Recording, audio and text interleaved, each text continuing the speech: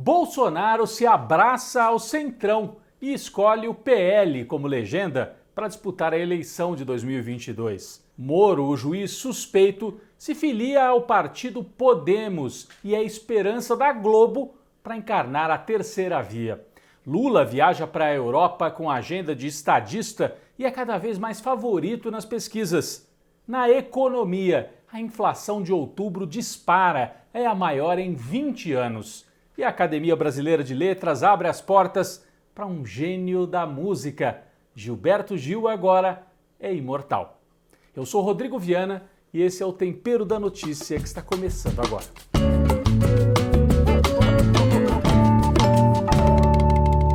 Bom, vocês se lembram daquele vídeo na campanha de 2018, quando o general Heleno, que é um dos bolsonaristas aí mais ferrenhos, né, virou até ministro do Bolsonaro, o general Heleno na campanha cantou na convenção do PSL aquela música "Se gritar, pegar Centrão, não fica um, meu irmão".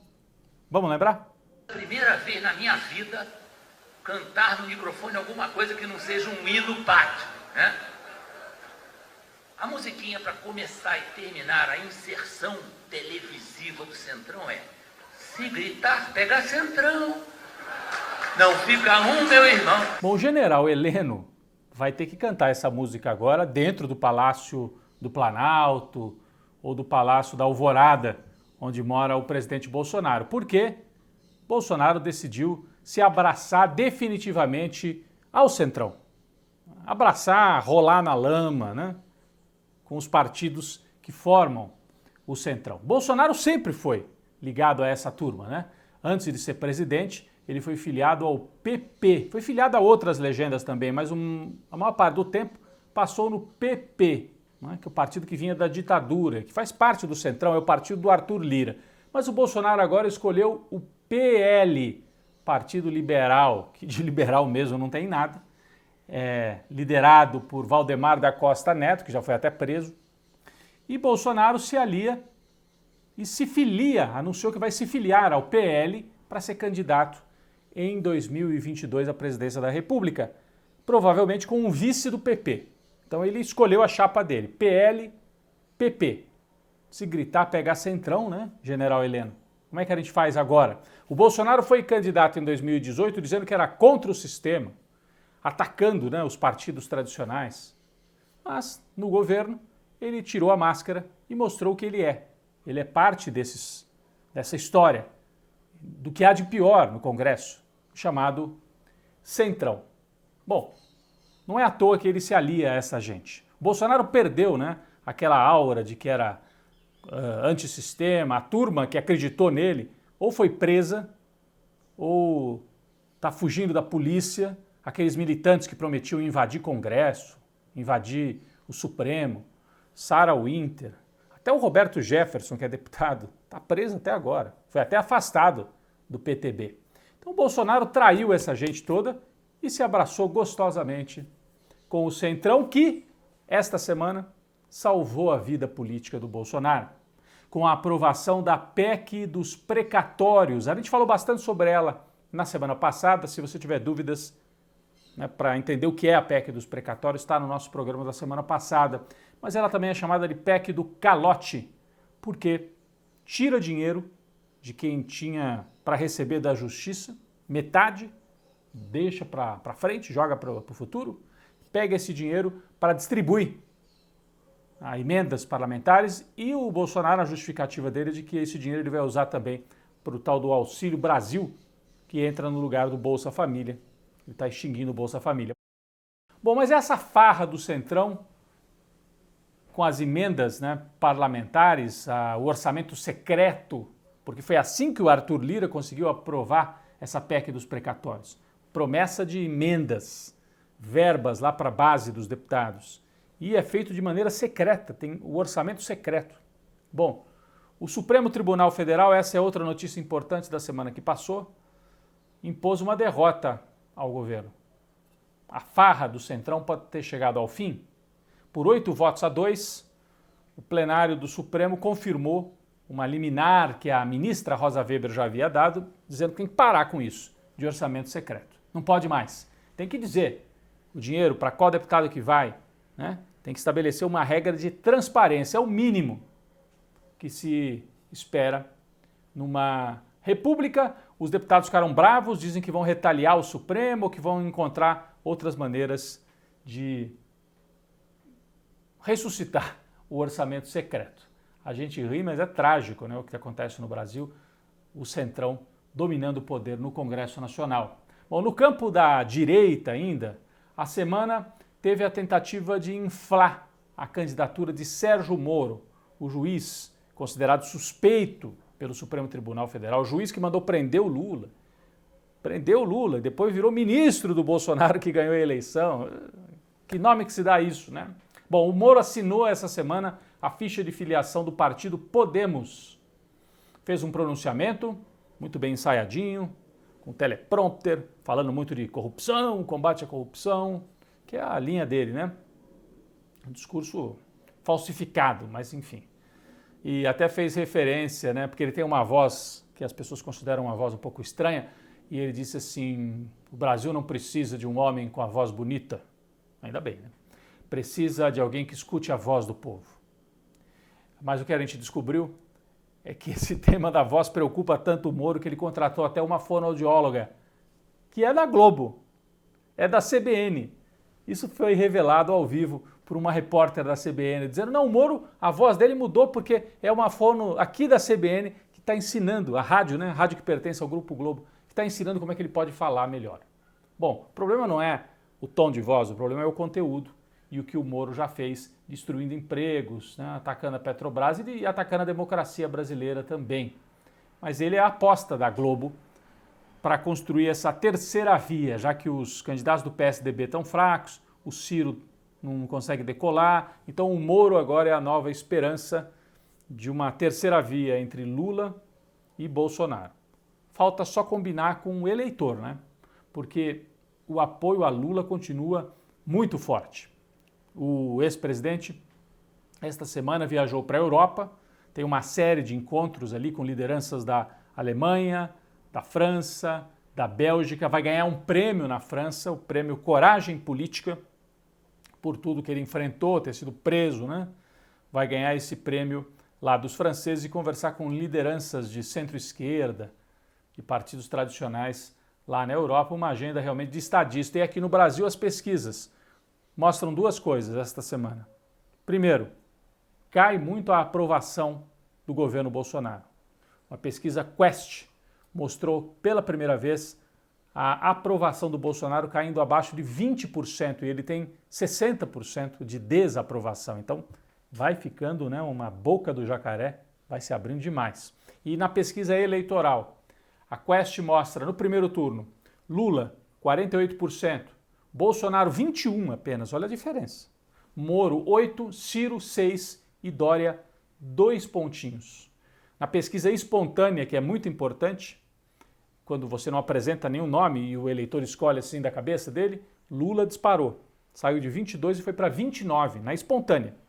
E o Bolsonaro está bem abaixo, está com 16 pontos apenas, o que é pouquíssimo para um presidente que está exercendo o mandato. A pesquisa mostra também que a economia é o tema que mais preocupa os brasileiros. Isso não é um indicador bom nem para o Bolsonaro, que arrasou com a economia, e nem para o Moro, que fala de corrupção. A corrupção é um tema hoje que preocupa menos os brasileiros do que a fome, a inflação. E quando você fala de economia, todo mundo pensa no Lula, porque a economia ia bem na época dele.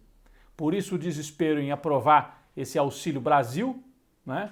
O Bolsonaro está nesse esforço, mas pode não adiantar, já que a inflação vai comendo tudo muito rápido.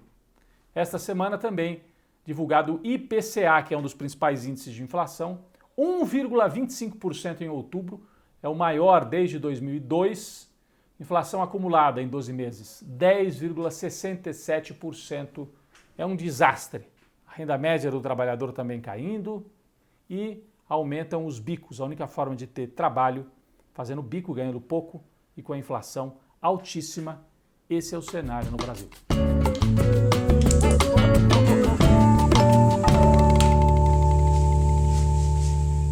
Bom, quem vai para a panela de pressão esta semana é o PSDB, Partido dos Tucanos. sempre se apresentou como um partido na defesa do controle de gastos, né? Aquela história toda. E esta semana votou a favor da PEC lá do Bolsonaro. De maneira envergonhada, o líder do partido falou: não, encaminhamos votos sim, para furar o teto de gastos. Então mostra a desagregação do PSDB, desagregação também na disputa interna para ver quem vai ser o candidato a presidente. Dória, governador de São Paulo, contra Eduardo Leite, governador do Rio Grande do Sul, os dois se atacando muito, denúncia de fraude. E o pior, é uma disputa de vida ou morte e os dois nas pesquisas aparecem com 1 ponto, 2 pontos. Está virando um partido nanico, o PSDB, eleitoralmente falando. O partido que já foi de Mário Covas, Franco Montoro e Fernando Henrique Cardoso, 2 vezes presidente da República. Partido que disputou e perdeu 4 eleições para o PT, mas era a grande força que, né, se contrapunha ao PT. Uma decadência grande. Aécio Neves, responsável por essa decadência. E agora dizem, entregando a bancada do PSDB para o bolsonarismo, porque o Bolsonaro prometeu para o Aécio: se eu ganhar, você vai ser presidente da Câmara. Dizem até que o Aécio pode sair do PSDB.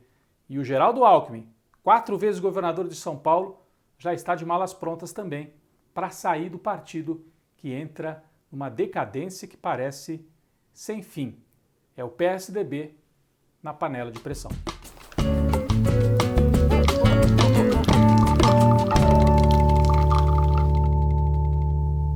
O nosso cafezinho essa semana, um cafezinho muito especial, vai para o autor dos versos, que eu vou ler agora, versos de um poeta da música brasileira. Vocês logo vão saber quem é. Não adianta nem me abandonar, porque mistério sempre há de pintar por aí. Eu vim parar na beira do cais, onde a estrada chegou ao fim, onde o fim da tarde é lilás, onde o mar arrebenta em mim. Não me iludo, tudo permanecerá do jeito que tem sido. Água mole, pedra dura, tanto bate que não restará nem pensamento. Meu caminho pelo mundo eu mesmo traço, a Bahia já me deu régua e compasso. Para você que me esqueceu, aquele abraço. Bom, são tantas, né?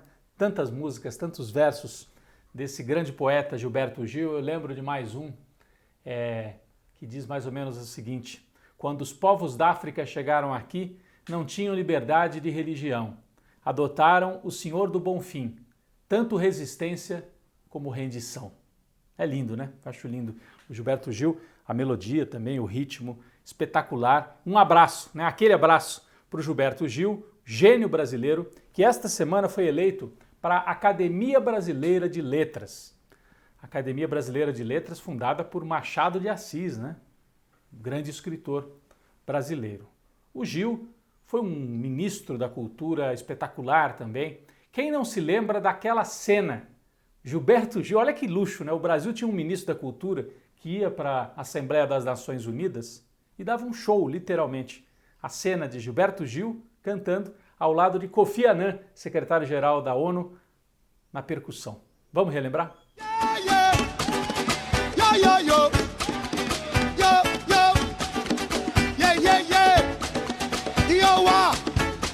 Lisboa, Ana, Habana, Anda, Luanda,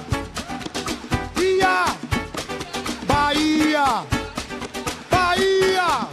Bom, essa é a cena de um outro Brasil, né? E de um Brasil que pode ser retomado, com esperança, cultura e que tem o que dizer para o mundo. O Gilberto Gil foi um grande ministro, estabeleceu os pontos de cultura por todo o país, escolheu muito bem a sua equipe, reorganizou a política de investimentos tão atacada pela extrema-direita, né? Mas que viabilizou cinema, teatro, shows por várias partes do Brasil. Mas o Gilberto Gil é gigante principalmente pela obra dele. 50 anos fazendo o Brasil cantar, dançar, sorrir e pensar. Porque são letras que fazem a gente pensar. Tem alguma coisa filosófica ali no Gil, ele é muito espiritualizado. Ele tem essa ligação com o tema da paz, está em muitas músicas dele. Inclusive ele é dos Filhos de Gandhi, né? Lá em Salvador. Então é um baiano brasileiro que fala para o mundo, respeitado no mundo inteiro. Então, parabéns para a Academia Brasileira de Letras, que em alguns momentos, né, levou lá para dentro da academia personagens um pouco controversos, até generais, hein, na época da ditadura, para ficar de bem com a ditadura.